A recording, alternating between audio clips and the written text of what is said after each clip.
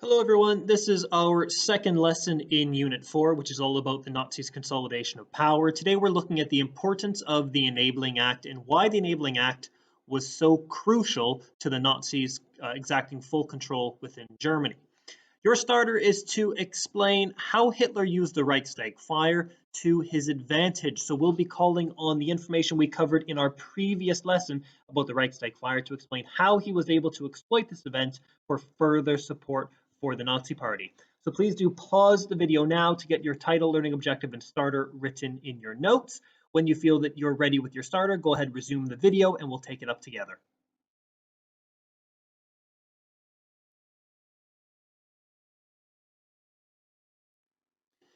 So how did Hitler use the Reichstag fire to his advantage? Well, there were two main ways in which he exploited this event. The first is it gave him an opportunity to imprison many communist leaders who were a threat to the Nazis' campaign.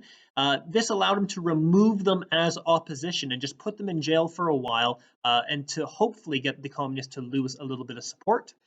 The second is it allowed the Nazis to say that their own country was in danger from the communists. And they were able to use this in the upcoming election that would take place just a week and a half after the event itself. It allowed the Nazis to play the blame game. And what they could do is they could pick someone who they felt idealized everything that was wrong with Germany. So foreigners, communists, people like that. And they found a man named Marinus van der Lubbe, who was a Dutch communist, and they decided to try him for the crime and hold him accountable for the Reichstag fire. And this allowed the Nazis to use what's called a scapegoat, to really blame a particular person or group for a problem that everyone else can rally behind.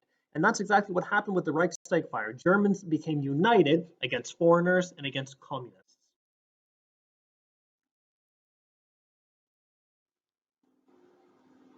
So we've got some key words. We have Sudetenland, Enabling Act, Appeasement, and Industrialist. And as always, please do pause the video now, match them up as best you can in your head, and when you feel that you're ready, go ahead and resume the video. We'll take them up together, and you'll be able to then get them accurately written down in your note.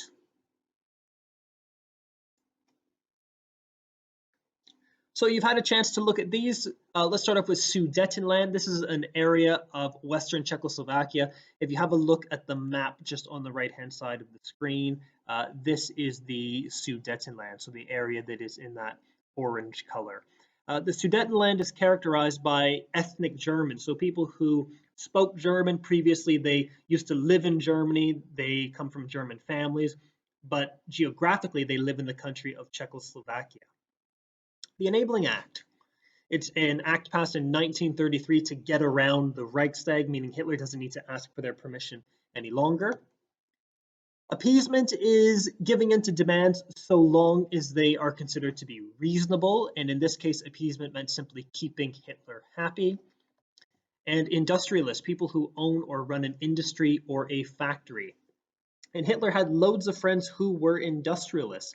One of his very good friends, actually, and fellow Nazi, was Hugo Boss. And all of the SS uniforms that were made during the Second World War were actually manufactured by Hugo Boss.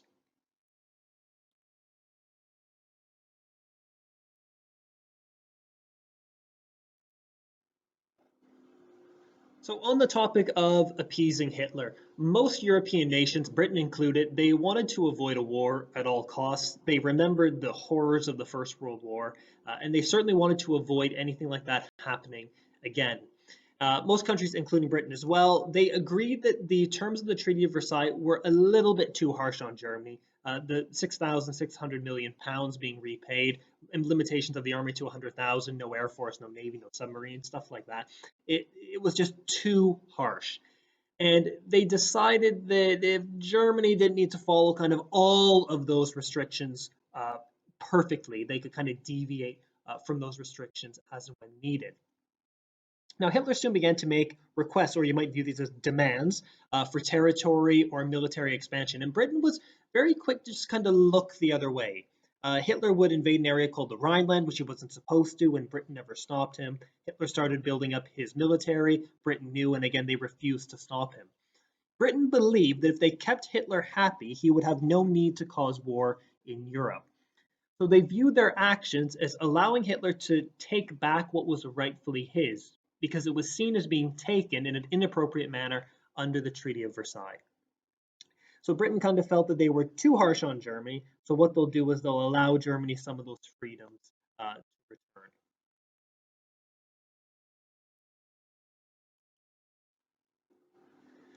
So if we're to look at appeasement in, well, simpler terms, let's have two scenarios.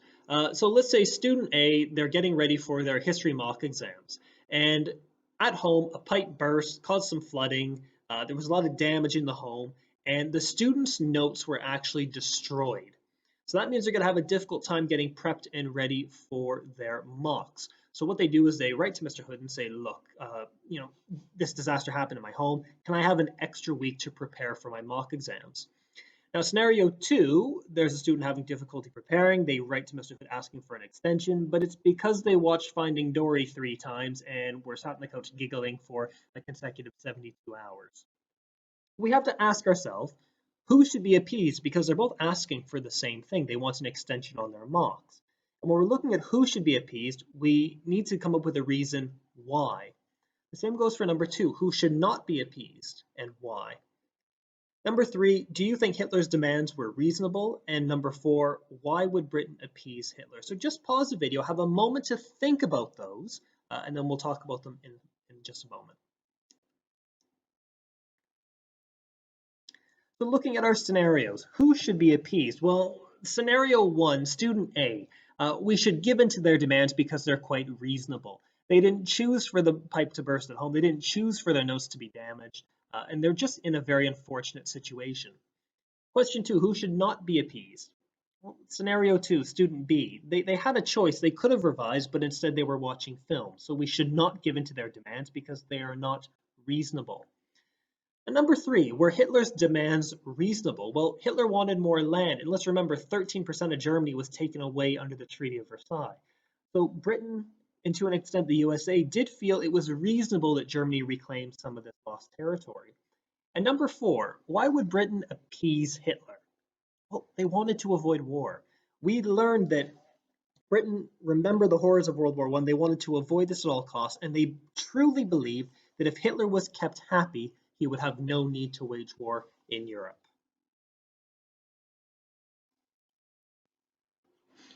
So just a little bit of context for us. We have learned previously that on the 30th of January 1933, Hitler becomes the Chancellor of Germany. By August, he's going to call himself the Führer in 1934, and that's only because of the death of Paul von Hindenburg. Now, when Paul von Hindenburg dies, they could hold an election for a president. Hitler said, you know what, I'm already the chancellor. I'm doing a really good job here. Let's just kind of cut out the middleman. I'll just take over everything in the country. And people were quite okay with this happening because Hitler was doing such a good job tackling the issues of the Great Depression. Now, Hitler has more power than he ever had before, but he still did not have control over the Reichstag and over the army. And these were the two big bodies that he needed to get control over. So in March of 1933, he passes something called the Enabling Act. And this was allowing Hitler to make emergency laws without the approval of the Reichstag. Anytime Hitler needed to pass a law, he would have to go to the Reichstag, ask for permission, they would have to meet and debate, and it would take weeks and weeks and weeks. People would argue and fight, and just stuff wouldn't get done. And Hitler decided, if I just go ahead and just pass this bill to make my own rules, I won't need the Reichstag for approval any longer.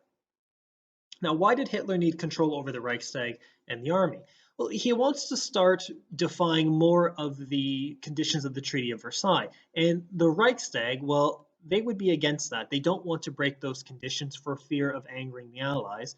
And the army, Hitler has bigger plans. He wants to take back a lot of the land that was stolen under the Treaty of Versailles, so he needs the army to be able to do that. And if the army's not under his control, they won't follow his instructions.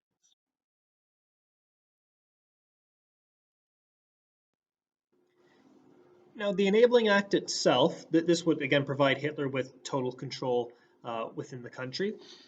But he wanted control over the Reichstag so he could begin tackling the problems caused by the Treaty of Versailles and the Great Depression. So the economic problems, the territorial problems, the military problems, all of these could be fixed very quickly if Hitler didn't need to be asking permission of the Reichstag constantly.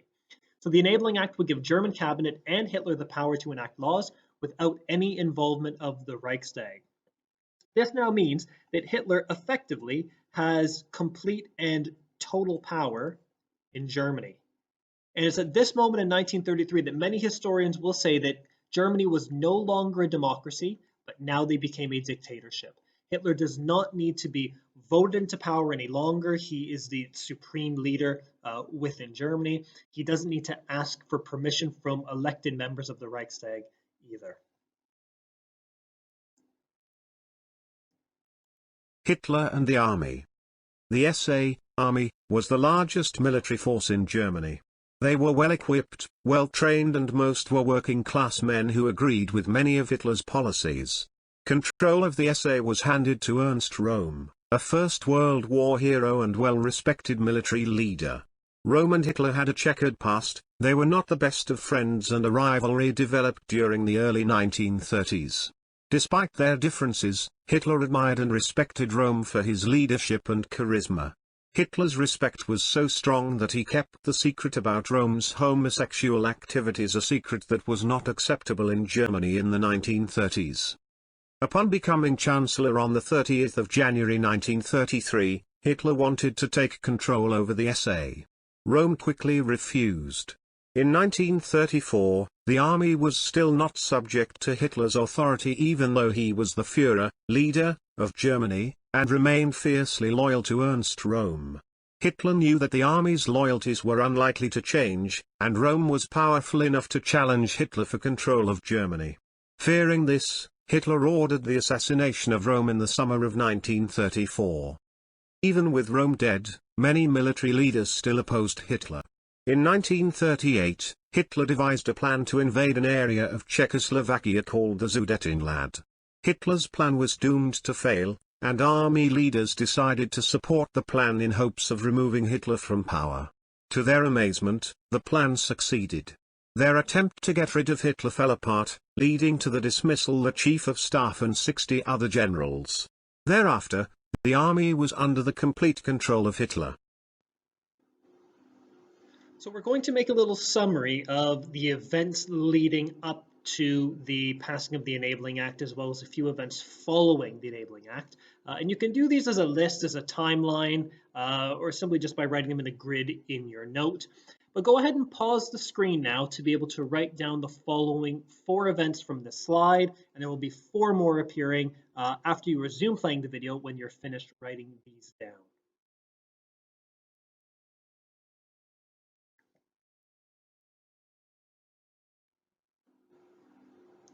So as promised, here are the 4 following events after the passing of the Enabling Act. Again, pause the video now, get these down either into the timeline or the table or list that you started in your book. When you are finished, please do resume playing the video for your final task.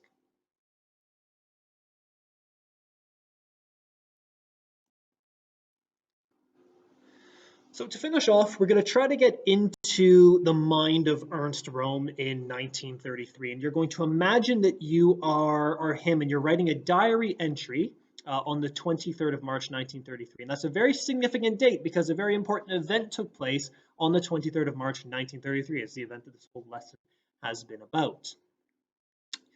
You should make sure that in your diary, you're making it aware that you understand the relationship between yourself and Hitler has deteriorated and that Hitler has tried on several occasions to take the SA away from you. And that's going to be set through the context of your letter.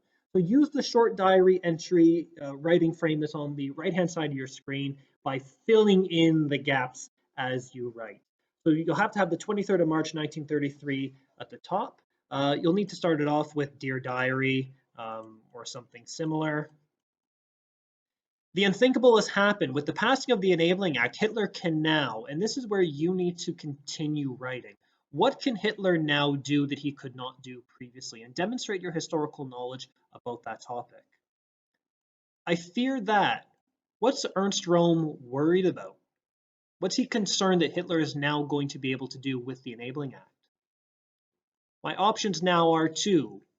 What can Ernst Röhm do? Is he fearing losing the army? Is he fearing losing his job? Is he fearing losing his life? What are Ernst Röhm's options? And of course, sign it, sincerely yours, Ernst Rowan. So please pause the video now so you can keep that writing frame up. Have a go with this by hand writing this in your note. And as always, please, when you're finished, take a picture so you can share that with your teacher.